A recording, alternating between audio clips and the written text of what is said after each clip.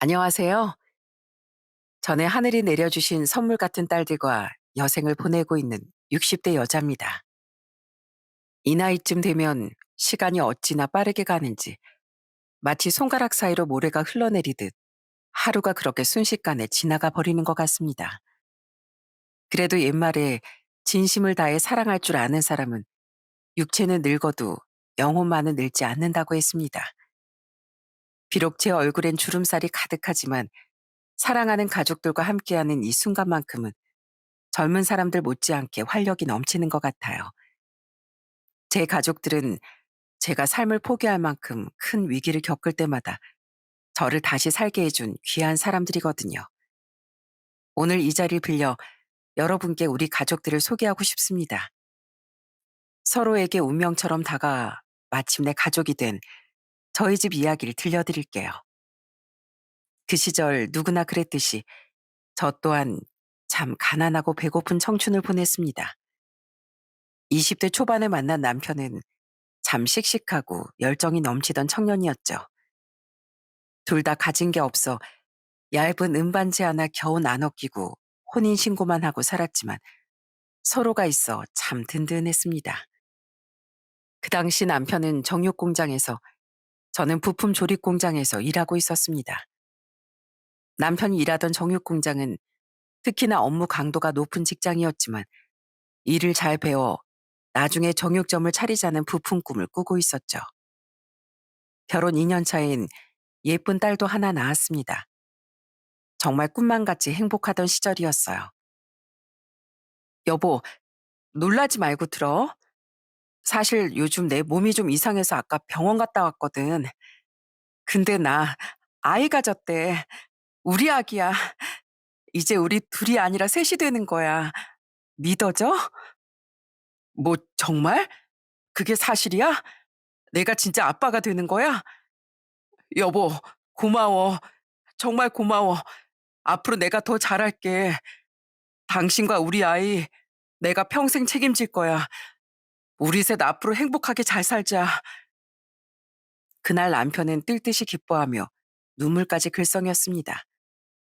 임신 기간 내내 몸은 좀 힘들었지만 남편이 만삭 때까지 어찌나 잘 챙겨주던지 틈만 나면 맛있는 음식을 해주고 물 한 잔을 먹더라도 제 손으로 뜨질 못하게 했습니다. 그렇게 사랑으로 태어난 우리 아이는 정말 눈에 넣어도 안 아플 만큼 사랑스러운 딸이었어요. 아유, 이 복덩이 예쁜 딸, 누굴 닮아서 이렇게 예쁜 줄 몰라. 우리 딸은 평생 아빠하고 살자. 아예 시집도 가지 말고 아빠랑만 사는 거야. 그때 우리 딸은 엄마 아빠가 절 두고 무슨 소리를 하는지도 모르고 빵긋빵긋 웃으며 애교를 부렸습니다. 남편은 그 말이 진심이었는지 아이와 더 많은 시간을 보내야겠다며 얼마 지나지 않아 그때 다니던 정육 공장을 관두고 작은 정육점을 하나 차렸어요. 저도 다니던 공장을 관두고 남편을 도왔습니다. 딸아이도 저희 부부가 같이 일하니 곁에 두고 돌보기 좋았고요. 엄마, 이것 봐요. 내가 그렸어요. 이건 엄만데 핑크빛 나라에 사는 공주예요. 옆에 아빠는 멋진 칼을 들고 엄마를 지키는 왕자님이에요. 어디 보자. 와, 우리 딸 그림도 정말 잘 그리네. 엄마는 핑크색을 좋아하는 공주야? 옷도 머리도 다 핑크색이네. 어, 우리 정육점 불이 다 핑크색이잖아요. 그리고 위험한 칼을 아빠만 만질 수 있는 거니까 아빠 멋진 왕자님이에요. 딸아인 매일 정육점 냉장고 불빛 앞에 서 있는 저희를 보고 그런 상상을 한 모양입니다. 저희 딸은 이렇게 자라면서 매번 저희 부부를 놀라게 하고 기쁘게 했어요. 엄마 사랑해요. 엄만 이 세상에서 제일 많이 사랑받는 사람이에요. 왜냐면 보라가 엄마 세상에서 제일 많이 사랑하거든요. 고마워, 우리 딸. 엄마도 이 세상에서 우리 딸을 제일 많이 사랑해. 보라야, 근데 그 말 들으면 아빠가 삐지겠는데? 가서 아빠한테도 사랑한다고 말씀드릴까? 어, 보란 아빠도 세상에서 제일 많이 사랑해요. 아빤 이 세상에서 제일 멋지고 잘생긴 사람이야. 장동건보다 멋있어. 뭐라고? 그런 말은 어디서 배웠어? 아빠가 정말 좋아하시겠다. 우리 보라도 세상에서 제일 예쁜 공주님이야. 사랑해, 우리 딸. 저는 매일 늘어가는 딸의 재롱을 보며 밥 안 먹어도 배부르다는 말이 어떤 말인지 잘 알 것 같았습니다. 딸은 무럭무럭 자라 어느새 학교에 입학할 나이가 되었어요. 엄마, 나 이제 초등학생 언니니까 공부 열심히 해서 훌륭한 사람 될 거예요. 이 다음에 돈도 많이 벌어서 엄마 아빠 정육점도 엄청 크게 지어줄 거예요. 딸은 엄마 아빠를 호강시켜주겠다며 제법 씩씩하게 다짐하더라고요. 그 모습을 보는데 마냥 아기 같던 딸이 언제 이렇게 큰 건지 가슴이 찡했습니다. 친구들과 운동장을 뛰어노는 딸을 보며 더 바랄 것 하나 없이 딱 지금처럼만 우리 세 가족 행복하게 살았으면 좋겠다고 생각했어요. 하지만 그런 저의 바람이 과분한 욕심이었다는 걸 얼마 지나지 않아 깨닫게 된 충격적인 사건이 제 가족을 덮치고 말았습니다. 제가 그렇게나 지키고 싶었던 우리 가족의 행복을 완전히 산산조각 내버린 불행이 찾아온 거죠. 어머, 보라야, 너 팔다리에 멍이 왜 이렇게 많아? 혹시 학교에서 무슨 일 있었어?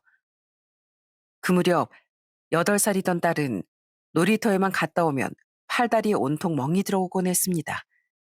처음엔 저도 대수롭지 않게 넘겼는데 어느 날 온몸이 멍투성인 딸을 보니까 이게 그냥 넘길 일이 아니구나 싶더라고요. 혹시 누가 괴롭히거나 때린 건 아닌지 물었지만 그건 절대 아니라고 했어요. 저는 정말 혹시나 해서 딸을 병원에 데려갔습니다. 하지만 동네 소아과에선 이 나이 때 아이들이 워낙 활발하게 뛰어노니까 다치기 쉽다고 별일 아닌 양 말했고 저도 걱정됐지만 일단 넘어가게 됐어요. 그리고 그때 그렇게 넘어갔던 게 제 평생의 한이 될 줄은 정말 몰랐습니다. 엄마, 엄마 나 코피 나요. 엄마 어지러워요. 어느 날 한밤중 딸은 온 얼굴이 젖도록 코피를 쏟으며 절 깨웠습니다. 딸은 윗도리가 뻘겋게 젖을 정도로 코피를 쏟고 있었어요. 남편과 전 깜짝 놀라 아이를 들쳐업고 응급실로 달려갔습니다. 병원으로 가는 짧은 시간 동안 아이는 어느새 탈진해서 몸이 불덩이처럼 열이 끓었어요. 아이를 치료실로 들여보내고 남편과 전 제발 아이가 건강하길 기도하고 또 기도했습니다. 선생님, 의사 선생님, 저희 딸 괜찮은 거죠? 우리 보라 크게 아픈데 없는 거죠? 제발 그렇다고 말씀해 주세요. 제발요. 죄송합니다. 자세한 진단명은 검사가 다 끝나봐야 알겠지만 현재로선 급성 골수성 백혈병으로 보여집니다. 상심이 크시겠지만 치료에 정성을 다하겠습니다. 하지만 저희 딸은 백혈병이라는 도저히 믿을 수 없는 진단을 받고 저는 그 자리에서 완전히 무너져 내렸어요. 전 울다 지쳐 정신을 잃었고 남편 역시 바닥을 내리치며 울다가 새끼손가락에 금이 갈 정도였어요. 저희 딸은 제 인생의 전부였고 제 목숨보다 귀한 아이였거든요. 남편에게도 마찬가지였고요. 그런 아이를 영영 잃을 수도 있다는 현실에 저희 부부는 속절없이 무너지고 말았습니다. 하지만 아이를 살려야겠다는 생각에 언제까지 슬퍼하고 있을 수는 없었어요. 그날 이후 딸을 곧바로 입원시키고 저의 간병기도 시작됐습니다. 남편은 치료비를 벌어해서 밤낮으로 정육점에서 일하고 가게 문을 닫는 날이면 남의 정육식당에까지 나가 돈을 벌었어요. 작은 아이의 몸으론 견디기 힘든 치료가 이어졌지만 우리 속 깊은 딸은 힘든 내색도 잘 하지 않았습니다. 우리 보라는 어쩜 이렇게 주사도 잘 맞고 약도 잘 먹을까? 꼭 6학년 언니 같네. 근데 보라야, 너무 아프면 엄마한테 아프다고 말해도 돼.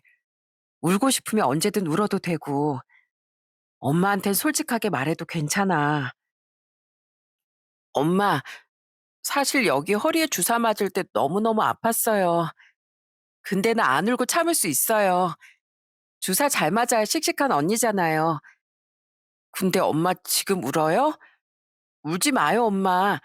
나 주사 잘 맞을게요. 그때 겨우 8살이던 우리 딸은 겁 많은 엄마를 위로하고 눈물도 닦아줄 줄 아는 그런 소중한 아이였습니다. 우리 씩씩한 공주님은 치료도 잘 받고 정말 잘 해냈어요. 다 큰 어른도 우리 딸만큼 치료를 잘 견뎌낼 수는 없었을 거예요. 저희 가족 모두에게 정말 고통스럽고 힘든 시간이었지만 저희 딸은 엄마 아빠보다 씩씩하게 투병 생활을 이어갔습니다. 하지만 아이 몸으론 도저히 이겨낼 수 없는 병의 무게 앞에서 저는 살을 내는 고통으로 어쩌면 딸을 떠나보내야 할지도 모른다는 끔찍한 미래와 싸워야 했어요. 엄마, 나 힘들어요. 그만하고 싶어요. 그만하면 안 돼요? 집에 가고 싶어요. 보라야, 엄마가 그런 소리 하지 말랬지? 우리 보라 지금까지 잘해왔잖아. 몇 번만 더 치료받으면 우리 금방 집에 갈 수 있어. 치, 거짓말. 엄마 나 집에 갈래요. 집에 가서 엄마 아빠랑 같이 잠도 자고 싶고 내 인형들도 가지고 놀고 싶어요. 여름에 우리 바다도 가기로 했잖아요. 나 소풍 가고 싶어요. 엄마 아빠랑 우리 셋이. 딸은 그렇게 한참이나 소풍을 가고 싶다고 중얼거렸습니다. 그러면서 아이의 시선이 절 보지 않고 꼭 꿈속에서 헤매듯 몽롱하게 보여서 저는 덜컥 겁이 났어요. 하지만 저희 딸은 정말 제 말을 믿지 않았나 봐요. 같이 소풍 가자고 꼭 기다려 달라고 했는데 마음이 급했는지 먼저 하늘나라로 소풍 갈 준비를 끝내고 말았습니다. 딸이 그렇게나 좋아하던 여름을 앞둔 어느 날 딸은 남편 품에 안겨 저희에게 마지막 인사를 건넸습니다. 엄마, 사실 치료받는 거 진짜 많이 아프고 싫었어요. 엄마 몰래 맨날 울었어요. 근데 엄마 아빠 속상해하니까 꾹 참았어요. 우리 보라 많이 아팠지? 엄마가 다 알고 있었어. 그래서 우리 딸한테 너무 고맙고 미안했어. 난 우리 집이 너무 좋아요. 엄마 아빠 정육점에서 노는 게 제일 재밌었어요. 공주님, 왕자님 같은 엄마 아빠가 내 엄마 아빠라서 좋았어요. 엄마 아빠도 보라가 우리 딸이라 너무 좋아. 아빠랑 약속했었지? 다 클 때까지 아빠 곁에만 있기로 한 거. 우리 딸은 약속 지키는 딸이라고 아빠 믿어. 딸은 예쁜 눈으로 저와 남편을 한 번 바라보고 희미하게 미소 지어 주었습니다. 그 얼굴이 꼭 아기 때 그 얼굴과 똑같아서 저도 따라 웃고 말았어요. 그렇게 사랑하는 우리 딸, 세상 하나뿐인 제 아기는 혼자 멀리 소풍을 떠났습니다. 그때 우리 딸이 겨우 9살이었어요. 어찌나 씩씩한 딸인지 9살이 엄마 아빠도 없이 혼자 그 먼 길을 떠난 거 있죠? 저와 남편은 그렇게 딸을 가슴에 묻고 완전히 폐허가 된 일상을 살아내야 하는 끔찍한 벌을 받게 되었어요. 한동안 전 불 꺼진 방 안에서 딸하고 찍은 사진만 쓰다듬고 살았습니다. 세상 모든 빛을 거부하고 어두운 방에서 딸의 사진만 안고 잠들기 일쑤였고 남편도 마찬가지로 한동안 가게 문을 닫고 계속 술만 먹고 살았어요. 한때 행복했던 저의 세 식구의 일상은 산산조각이 나고 말았습니다. 그렇게 저희에겐 영원히 밝은 빛이 없을 것 같았죠. 하나뿐이던 태양 같은 딸을 잃었으니까요. 시간은 속절없이 흘렀고 저희 부부는 망가진 삶에 떨어진 조각처럼 아무렇게나 살고 있었죠. 그런 엄마 아빠의 모습이 눈에 밟혔을까요? 어느 날 오랜만에 딸이 제 꿈에 등장했습니다. 보라야, 잘 지내고 있는 거지? 우리 딸은 여전히 예쁘네. 왜 이렇게 오랜만에 엄마 꿈에 나왔어? 보라야, 한 번만 안아보고 싶어. 우리 딸 손 한 번이라도 만져보고 싶어. 엄마, 난 이렇게 잘 지내고 있는데 엄만 계속 그렇게 있을 거예요? 엄마가 계속 슬퍼하면 나 혼자 소풍 온 게 미안해서 보라도 슬퍼할 거예요. 난 언제나 엄마 아빠를 지켜보고 있어요. 그러니까 엄마 아빠도 밥 잘 먹고 잘 지내야 돼요. 잠에서 깬 전 그제 오랜만에 방 밖으로 나와 세수도 하고 집안 청소도 했습니다. 여기서 놀라운 건 저희 딸은 제 꿈에만 다녀간 게 아니었어요. 다음 날 아침 수척해진 얼굴의 남편이 제게 말하더군요. 여보, 어젯밤에 우리 보라가 다녀갔어. 보라가 아빠한테 술 냄새 난다고 잔소리를 하더라니까. 우리 딸한테 미안하다고 다신 아빠 술 안 마시겠다고 싹싹 빌었는데도 엄마랑 잘 지내라면서 가버리더라. 우리 딸이 아빠가 이렇게 폐인으로 산다고 화가 났나 봐. 우리 보라가 엄마 아빠 걱정돼서 찾아왔나 봐, 여보. 우리 앞으로 이렇게 살면 안 될 것 같아. 이 다음에 하늘나라에서 만났을 때 보라 얼굴을 볼 면목이 없을 것 같아. 우리 보라를 위해서라도 우리 다시 살아보자. 우리 딸한테 엄마 아빠 이렇게 잘 지내다가 왔다고 자랑스러워할 수 있는 부모가 되자. 그날 저희 부부는 저희 딸 덕분에 또 한 번 큰 용기를 낼 수 있었습니다. 저희 딸은 언제나 저를 살리는 그런 딸이었어요. 그날 남편과 전 아주 오랜만에 집안 청소도 하고 오랫동안 닫혀있던 가게 문도 다시 열었습니다. 묵은 먼지를 청소하느라 아주 고생을 했지만 저희 딸이 보고 있다고 생각하니까 하나도 힘들지 않았어요. 때로 밥을 먹다가 고기를 썰다가 손님을 맞다가 저도 모르게 눈물이 흐르곤 했지만 씩씩하게 견뎌보기로 했습니다. 보라야, 엄마 아빠 너무 힘들지만 보라만 생각하면서 잘 지내고 있어. 그러니까 보라도 하늘나라에서 혼자 울지 말고 우리 세 식구 언제나 하나라는 거 꼭 기억해줘. 그렇게 힘든 시간을 견디던 어느 날 저희 정육점으로 뜻밖의 손님이 찾아왔습니다. 지금 생각해보면 저희 딸이 엄마 아빠 잘했다고 선물을 보내준 게 아닐까 싶어요. 그날도 여느 날처럼 한창 고기를 썰고 있는데 딸랑하고 가게 현관종이 울렸습니다. 그 당시 동네에서 굉장히 유명하던 어린 자매들이었어요. 그 어린 자매는 날이 춥거나 덥거나 항상 동네에서 빈병을 주우러 다니는 애들이었습니다. 너희 왔구나. 오늘도 둘이 손을 꼭 잡고 있네. 근데 아줌마 가게엔 오늘 빈병이 없는데 어쩌지? 안녕하세요. 저 빈병은 괜찮아요. 근데 아줌마 정말 죄송한데 저희가 지금 1,200원밖에 없는데 혹시 삼겹살 한 근만 외상으로 살 수 있을까요? 그러면서 1,200원어치 동전을 내미는 아이들 눈이 어찌나 순수해 보이는지 저는 별말하지 않고 삼겹살 한 근을 봉투에 담아주었습니다. 아줌마가 넉넉하게 넣었어. 집에 가서 어른들이랑 먹어. 너희가 얼마나 배고팠으면 여기까지 왔겠니. 가서 많이 먹어.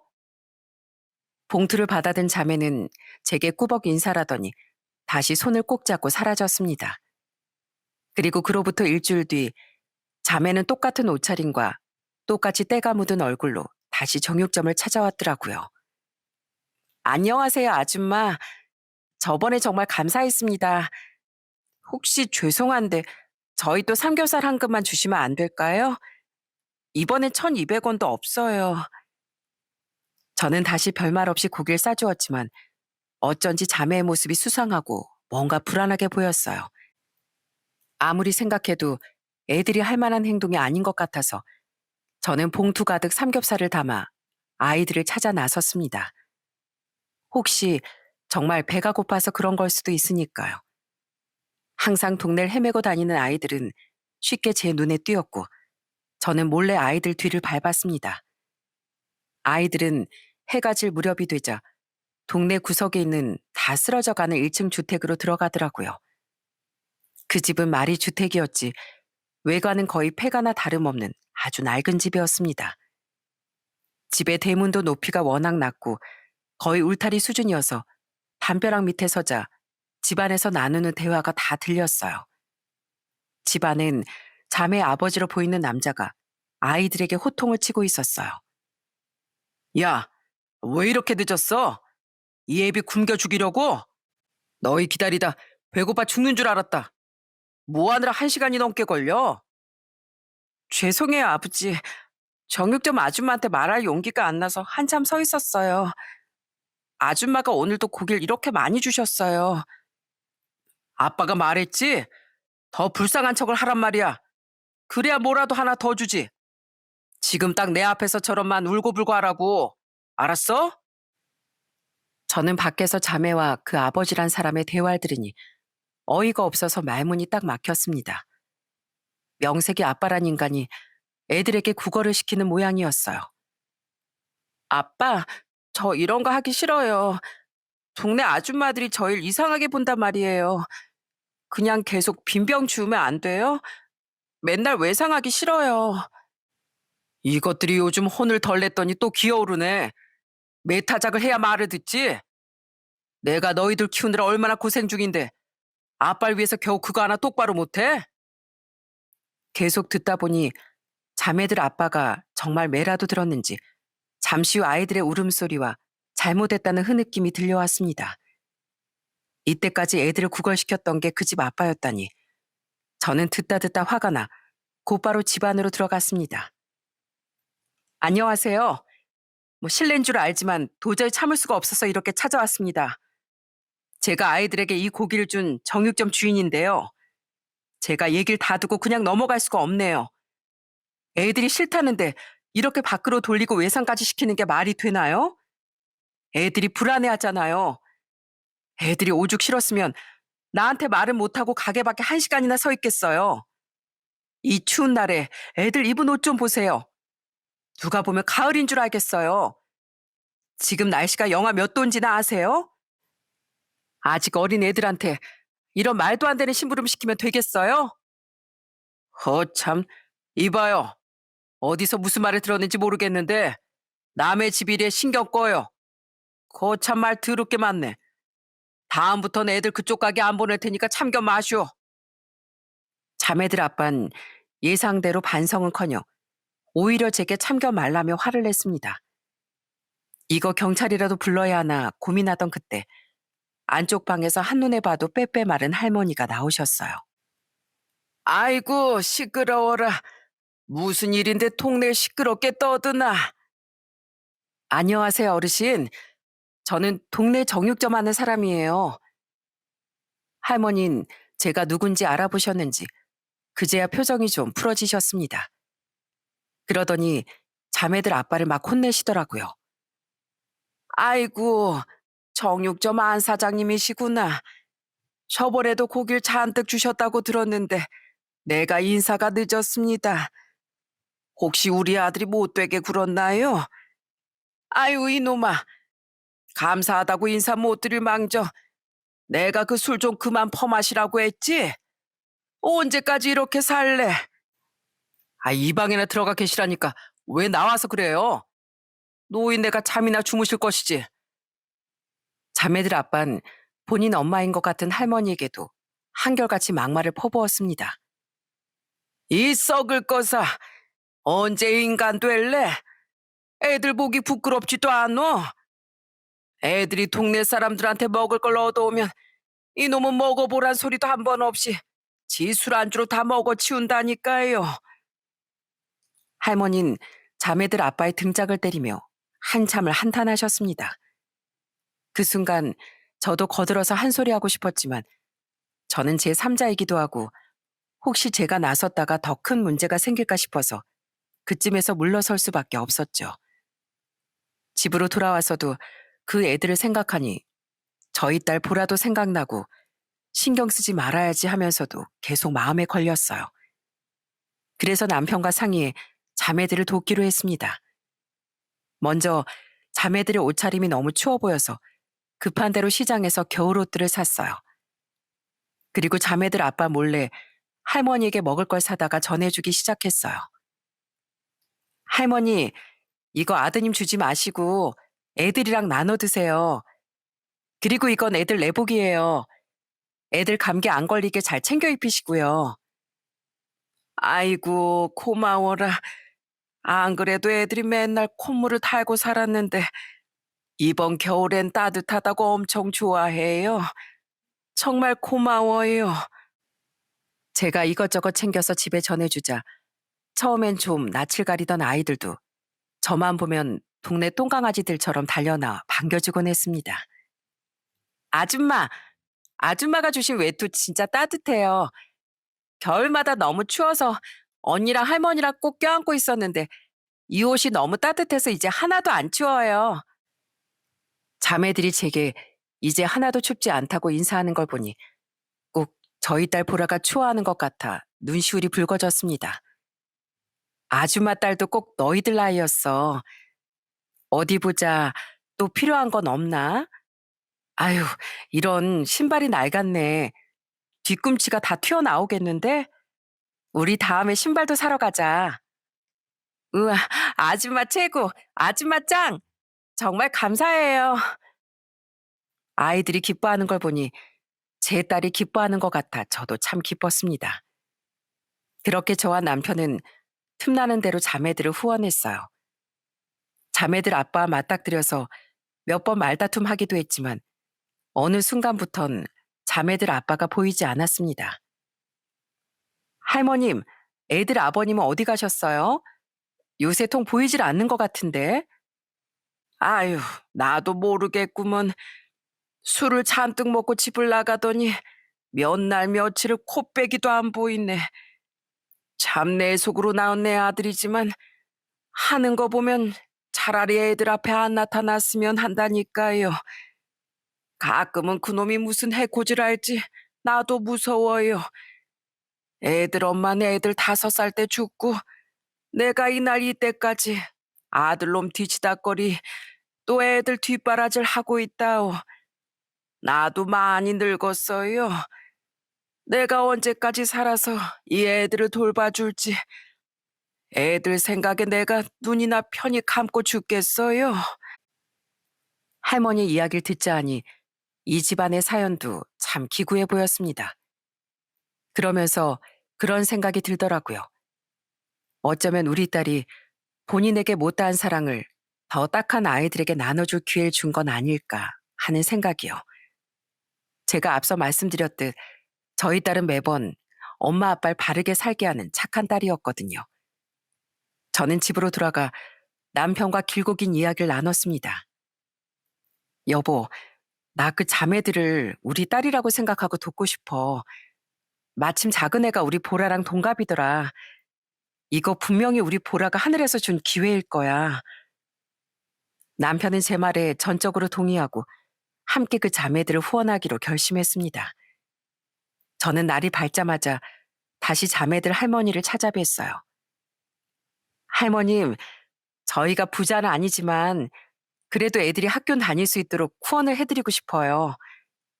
아이들 교육비 걱정은 마시고 저희가 뒷바라지 하겠습니다.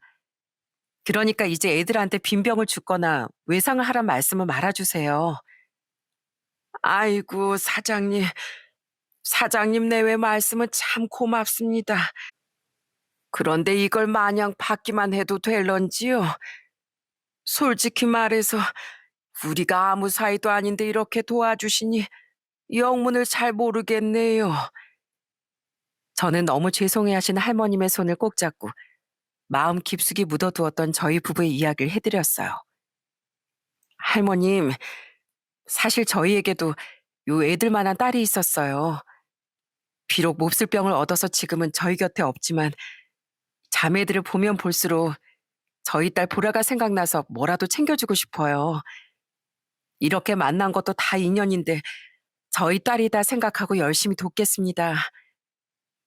그렇게 그날 이후 자매들은 저희와 인연을 맺고 가족까지 끈끈한 사이로 지내게 되었어요. 아이들은 더 이상 거리를 나돌지 않게 되었고 따뜻한 옷을 입고 학교에 다니게 되었어요. 어느 날 자매 중 둘째인 연아가 저희 부부 앞에 삐뚤빼뚤 쓴 편지를 내밀었어요. 저 부끄러우니까 우리 가면 그때 읽어야 돼요. 알았죠? 제가 안에 그림도 그렸어요. 전 웃으며 편지를 받곤 꼭 혼자만 읽겠다고 약속했죠. 그리고 나서 혼자 가게에 와서 편지를 열어보니 공주 왕관을 쓴 절 그려놓았더라고요. 그 그림이 어찌나 저희 딸 보라가 그린 그림 같던지요. 안녕하세요. 아줌마, 아저씨. 두 분 덕분에 전 요즘 너무 즐거워요. 행복해요. 아줌마, 아저씨는 하늘에서 내려온 천사 같아요. 그래서 고마워요. 제가 얼른 커서 맛있는 거 사드릴게요. 효도도 할게요. 오래오래 사이좋게 지내요, 우리. 저는 연하의 편지를 딸이 그린 그림 옆에 나란히 보관해 두었습니다. 연주와 연하 같고 하늘에서 내려준 제 딸 같았거든요. 자매와 저희 부부는 그렇게 오래도록 좋은 관계를 유지했습니다. 처음 만나고 2년 뒤 할머니가 돌아가셨을 때도 저희는 친자식처럼 그 곁을 지켰어요. 내가 이제야 마음 놓고 눈을 감을 수 있을 것 같네. 우리 애들을 부탁하고 가는 게 너무 미안하지만 그래도 자네들 덕분에 내가 한시름 내려놓고 가네. 고마워. 정말 고마워요. 할머님은 마지막까지 아이들을 잘 부탁한다며 아이들과 제 손을 꼭 붙잡고 부탁하셨습니다. 그리고 정말 편안한 얼굴로 긴 잠에 드셨죠. 저도 할머니께 부탁 하나를 드렸어요. 할머님, 하늘나라 가시면 저희 딸 보라를 잘 부탁드려요. 아마 하늘나라에서 제일 예쁘고 착한 아이일 거니까 한 번에 알아보실 거예요. 그렇게 할머니를 떠나보내고 저희는 할머님 집을 정리하며 아예 자매들을 저희 집으로 데리고 왔습니다. 그때 벌써 큰아이가 중학교에 들어갈 나이가 돼서 혼자 그 집에 두기엔 너무 위험해 보였거든요. 이제 곧 사춘기인데 낡은 집에 동생과 살게 하는 것도 좋지 않을 것 같았고요. 저희는 비로소 한솥밥을 먹는 한 가족이 되었습니다. 아이들이 집에 오고 며칠이 지나지 않아 막내 연하의 생일이 다가왔습니다. 저희는 다 같이 둘러앉아 아이들이 좋아하는 초코 케이크에 불을 붙였어요. 생일 축하합니다. 생일 축하합니다. 사랑하는 연하의 생일 축하합니다. 와, 연하야, 생일 축하한다. 소원 빌고 촛불 꺼야 돼. 연하는 잠시 망설이더니 촛불을 후 불었습니다. 그리고 잠시 어둠이 찾아왔어요. 저는 주방불을 켜려고 일어섰는데 그때 어둠 속에서 훌쩍훌쩍 우는 소리가 들리더군요. 연하야, 왜 울어? 오늘 우리 연하 생일인데 왜 눈물이 났어? 어? 아줌마 아저씨한테 말해봐. 아줌마 아저씨, 저 부탁이 있어요.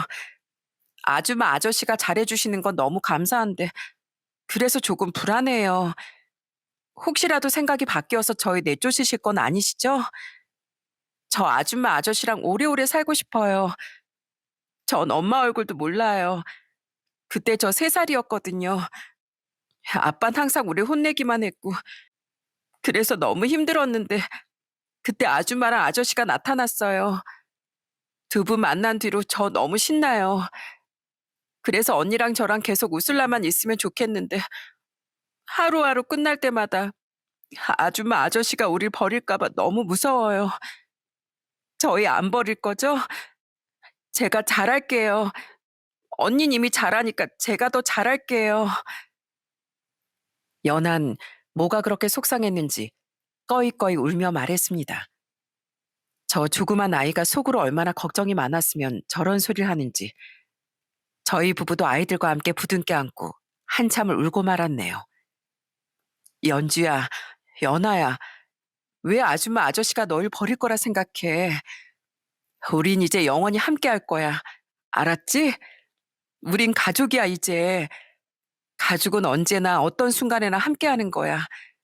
그러니까 울지 마. 전 아이들을 다독이며 다짐했습니다. 다시는, 2번 다신 이렇게 귀한 아이들을 떠나보내지 않겠다고요. 비록 제 손으로 낳은 아이들은 아니었지만 남편과 전 사랑과 정성으로 아이들을 키웠습니다. 하늘에서도 저희 부부의 이런 마음을 알아주셨는지 그로부터 3년 뒤 아이들의 아빠가 세상을 떠났다는 연락이 왔어요. 그 사람 인생만 생각하면 참 고달픈 인생인지라 마음이 좋지 않았지만 이젠 정말로 아이들을 저희 부부의 아이들로 거둘 때가 온 것 같아 오히려 잘 됐다 싶기도 했습니다.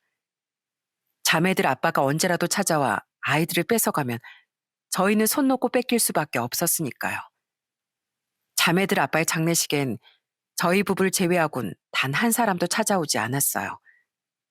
저희는 장례 절차를 도우며 마지막 인사를 올렸죠. 이렇게 아이들과 만나게 해주어서 고맙습니다. 한많은 인생이었다면 부디 후를 털고 좋은 곳으로 가세요. 다음 생이 있다면 보다 나은 인생을 사시길. 아이들도 내색은 안 했지만 아빠를 보내는 마음이 좋지 않았을 겁니다. 그래도 저희 앞에서 아무런 티도 내지 않더라고요. 마냥 어리광만 부려도 좋을 나이에 아이들이 훌쩍 철이 든 것 같아 저희 마음도 좋지 않았습니다. 그렇게 자매들 친아버지를 보내고 저희는 곧바로 아이들의 입양을 준비했습니다. 입양 절차는 생각처럼 간단하지 않더군요. 저희는 보육원 같은 입양기관을 통하지 않고 아이들을 한꺼번에 입양하는 것이라 더욱 어렵고 복잡한 과정이 기다리고 있었습니다. 길고 긴 상담과 복잡한 서류 절차가 이어졌고 혹시 그 과정에서 아이들이 상처를 받진 않을까 걱정도 됐어요.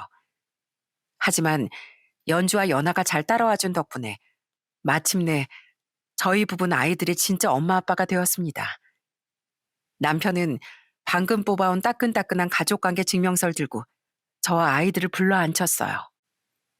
얘들아, 이게 뭔지 알아? 우리가 이제 법적으로도 너희의 엄마 아빠라는 서류야. 이제 우린 뗄래야 뗄 수 없는 진짜 가족이 된 거야.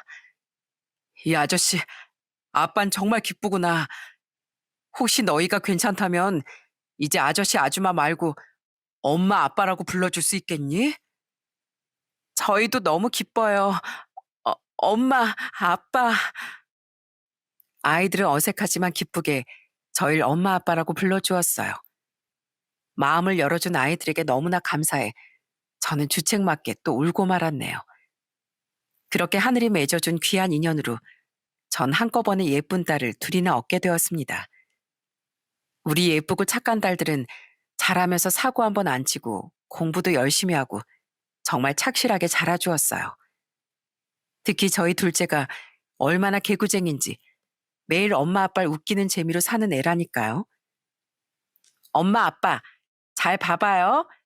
이거 요즘 유행하는 성대모사인데 제가 엄청 연습했거든요. 엄마, 얘 개그맨 할 건가 봐요. 저렇게 맨날 웃기는 연습만 해요. 이거 봐봐요. 내가 하도 웃겨서 사진도 찍어놨다니까요. 큰딸은 항상 웃고 있는 우리 가족들 모습을 사진 찍는 걸 좋아했습니다. 가끔 연말이면 한 해 동안 찍은 사진을 인화까지 해서 앨범을 만들어 주었는데 매년 마지막 날에 온 가족이 둘러앉아 그 사진을 보는 게 연례 행사였죠. 엄마 잠옷 뒤집어 입은 사진도 있어요. 이 사진은 아빠가 너무 멋있게 나왔는데요. 정육점에 홍보 사진으로 걸어도 되겠다. 근데 언니, 내 사진은 이게 뭐야? 왜? 이 사진이 제일 웃긴데. 아빠, 이 사진 정육점에 걸어요.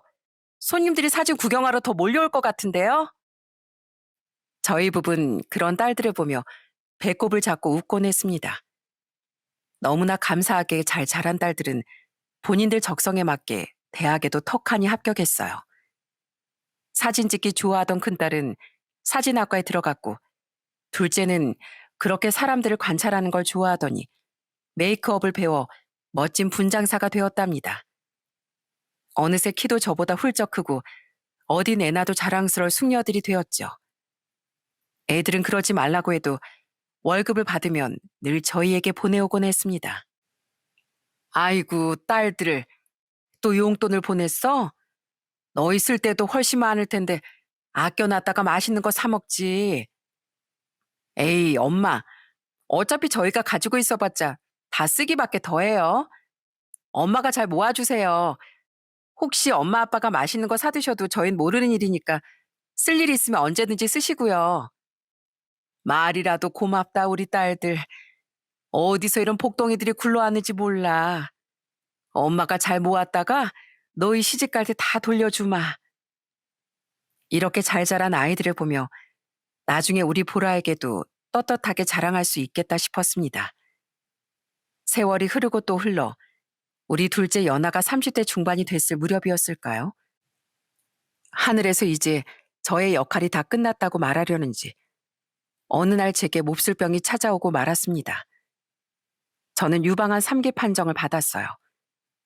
조금 놀라긴 했지만 오히려 마음이 차분해지더라고요. 우선 제일 상심이 깊을 남편에게 이 사실을 털어놨습니다. 뭐? 지금 그게 무슨 말이야? 당신이 암이라니? 아닐 거야. 당신같이 착한 사람이 왜 그런 몹쓸 병에 걸려? 하늘도 무심하시지. 우리 보라 그렇게 데려가 놓고 난 당신을 보라처럼 그렇게 허무하게 보낼 수가 없어. 내가 당신을 살릴 거야. 여보, 나 안 죽어. 나 치료 잘 받고 꼭 이겨낼 거야. 하늘이 주신 우리 두 딸들 시집도 보내고 아이 낳으면 내가 옆에서 산후조리도 해줘야지.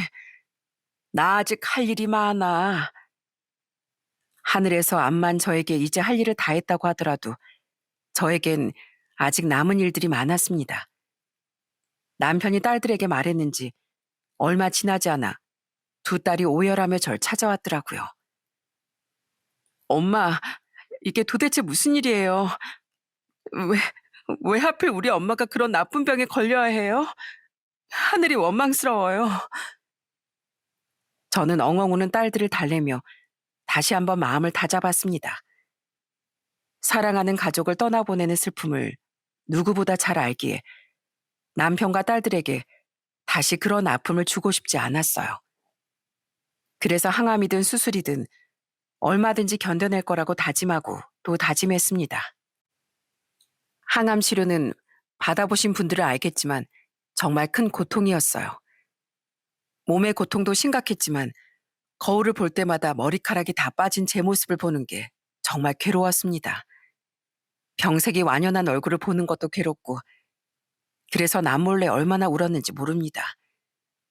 딸들은 매번 병원에 와서 엄마가 여전히 예쁘다며 사진도 찍어가고 가끔 화장도 해주었지만 제 심적인 괴로움이 완전히 해결될 수는 없었어요. 그러던 어느 날 제 생일날이 다가왔습니다. 사실 그때 너무나 지쳐 있어서 단지 또 한 번의 생일을 살아서 넘긴 것에만 감사하고 있었죠. 엄마, 생일인데 웃어야죠. 그리고 이건 언니랑 나랑 준비한 생일 선물. 한번 열어보세요. 너희 또 뭘 준비한 거야? 아이, 엄마 용돈 필요 없다니까. 너희 필요한 거 사는데 쓰지. 저는 딸들이 용돈을 주는 줄 알고 별 생각 없이 봉투를 열었습니다. 그런데 뜻밖의 봉투엔 어떤 초대권이 들어있었어요. 엄마, 나 이번에 사진 전시회를 하게 됐어요. 이래봬도 제가 이 바닥에서 나름 인정받는 사진 작가거든요. 초대권 엄마한테 제일 먼저 드리는 거예요. 그러니까 아빠랑 꼭 와주셔야 돼요. 세상에나 그런 기쁜 일이 있었어? 암, 엄마가 꼭 가야지. 제일 예쁜 꽃다발 들고 갈게. 고맙고 축하해 우리 딸. 세상에서 제일 기쁜 생일 선물이네. 저희 딸이 하는 첫 전시회인데 저는 정말 건강하고 예쁜 모습으로 방문하고 싶었어요. 그래서 그날부터 건강관리에 더 신경 쓰고 마사지 팩까지 해가며 좋은 모습을 보여주고 싶었어요. 하지만 계속되는 항암 치료 때문인지 얼굴은 누가 봐도 아픈 사람일 뿐이었죠. 우리 둘째가 제 마음을 알았는지 아침부터 공들여서 예쁘게 메이크업을 해주더군요. 엄마, 이 둘째 딸이 연예인들 전담하는 메이크업 아티스트잖아. 나 방송국에서 금손으로 유명해. 그러니까 오늘 내가 엄마 연예인 버금가게 예쁘게 만들어줄게요. 나 믿죠? 누가 보면 영화배우 아니냐고 하면 어쩌나? 딸은 화장품을 잔뜩 들고 병원에 와 절 예쁘게 단장해 주었어요. 오랜만에 예쁘게 꾸민 절 보는데 참을 수 없게 눈물이 나더군요. 에이, 엄마, 이렇게 좋은 날 울면 어떡해요. 화장 번져요. 엄마가 너무 예뻐서 우는 거예요? 우리 심파 영화 찍지 말고 재밌는 영화 찍어요. 네? 엄마 지금 영화배우 같단 말이에요. 딸은 장난스럽게 말하며 제 눈물을 닦아주었습니다. 그러면서 저 몰래 자기 눈물도 훔치는 걸 알고 있었어요. 자, 화장 끝. 엄마 거울 다시 보세요. 엄마가 봐도 예쁘죠? 엄만 여전히 우리 자매를 처음 만났던 그때 그 예쁜 모습 그대로예요. 그러니까 너무 많이 울면 안 돼요. 예쁜 얼굴 다 망가지잖아요. 전 그 뒤로도 눈물을 멈추지 못해 결국 딸에게 잔소리를 한참 듣고 나서야 큰딸의 전시장으로 향하게 되었습니다. 전시장 입구에 들어서자 입구부터 화환들이 정말 많았어요. 우리 딸이 이렇게 성공한 사회인인 줄 새삼스럽게 알 수 있었네요. 전 남편과 둘째 딸의 손을 잡고 떨리는 마음으로 전시회장 문을 열었습니다. 그리고 눈앞에 펼쳐진 광경을 보며 화장이 번지는 것도 모르고 그 자리에 앉아 펑펑 울고 말았어요. 전시회장에 빼곡히 걸린 사진엔 환하게 웃고 있는 저와 우리 가족들의 얼굴들 뿐이었어요. 전시회장을 찾아주신 많은 관람객, 익숙한 가족들, 지인들이 그런 절 보자 함께 울며 큰 박수를 쳐주었습니다. 엄마, 제 첫 전시회이자 우리 가족만의 첫 전시회 온 걸 환영해요. 보세요. 온통 우리 가족들 웃는 얼굴이에요. 딸은 제가 처음 카메라를 사주었던 고등학교 때부터 찍은 우리 가족들의 모습을 고스란히 남겨두었습니다. 엄마, 이 사진 기억나요? 엄마랑 나랑 같이 김장할 때 사진이잖아요. 이때 앉은 자리에서 몇 폭이나 먹어치워서 정작 나중에 먹을 김치가 모자랐는데 옆에 저 사진도 기억나죠? 나 고등학교 때 졸업사진. 저 아래 사진은 연아가 처음 화장한다고 아빠 얼굴에 낙서한 사진이잖아요. 딸은 사진 하나하나를 설명해 주면서 우리 가족들이 그동안 쌓아온 행복한 시간을 다시 되짚어 주었어요. 이날 딸에게 받은 선물은 제 인생 61년 동안 받은 그 어떤 선물보다 귀하고 값진 선물이었어요. 엄마, 오늘 엄마 생신을 축하하러 이렇게 많은 사람들이 오셨어요. 전 앞으로도 우리 가족의 얼굴을 계속 찍고 싶어요. 그러려면 엄마가 무엇보다 건강하셔야 돼요. 아시겠죠? 오늘 이 자리의 주인공은 엄마니까요. 딸, 정말 고맙다. 내 평생 제일 잊지 못할 선물을 받았어. 오늘 이 자리도 그렇지만 무엇보다 우리 딸들이 세상에서 제일 소중한 선물이야. 저는 딸들을 끌어안고 감사의 눈물을 흘렸습니다. 그런 저희를 보며 전시회를 구경 온 많은 사람들이 응원의 말을 해주었어요. 수진아, 나 명자 언니야. 너 이렇게 행복하게 사는 거 보니까 정말 기쁘다. 네 얼굴 보니까 몹쓸 병도 금방 이겨낼 수 있을 것 같아. 너무너무 축하하고 언제나 응원할게. 언니, 오랜만에 얼굴 보는데 너무 좋아 보여서 다행이야.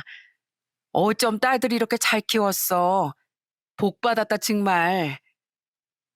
우리 딸들 덕분에 이렇게 과분한 축하를 받아도 되는 건지 정말 몸둘 바를 모르겠더라고요. 제 몸 안의 몹쓸 병도 이미 다 사라진 것 같았어요. 전시회 내내 행복하게 웃고 웃으니 젊었던 그 시절로 다시 돌아간 것 같았습니다. 엄마, 아직 마지막 순서가 남았어요. 바로바로 이 큰딸의 편지 낭독 타임. 조금 부끄럽지만 잘 들어주세요. 아, 엄마, 어느새 마흔을 앞두고 노처녀가 되어버린 큰딸이에요.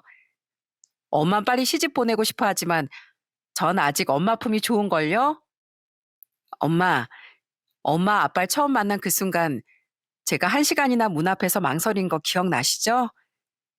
사실 그때 분홍색 고기 냉장고 앞에 서 있는 엄마가 너무 예뻐서 그리고 엄마처럼 예쁘고 착한 엄마를 둘 아이가 부러워서 망설이기도 했어요. 엄마 아빠도 저희 둘도 다들 큰 상처 하나씩 가진 사람들이잖아요. 아마 하늘에서 서로의 상처를 보듬으라고 우릴 가족으로 묶은 게 아닐까요? 언제나 저희 자매를 걷어주고 사랑으로 키워준 부모님께 온 마음을 다해 감사드려요. 그리고 사랑합니다. 오래도록 저희 효도 받으면서 건강하게 계셔주세요. 사랑하는 첫째 딸 올림. 딸의 편지를 끝으로 전시장엔 고요하게 정적이 흘렀습니다. 그리고 너나 할 것 없이 흐느끼는 소리가 들려왔죠. 우리 든든한 딸들 덕분에 제가 이런 호강을 다 겪어보네요. 저는 지금 딸들의 극진한 간호와 함께 병을 이겨내려 노력 중입니다. 아직 완치되지 못했지만 다행히 암이 전이가 멈췄고 완치를 향해서 애쓰고 있어요.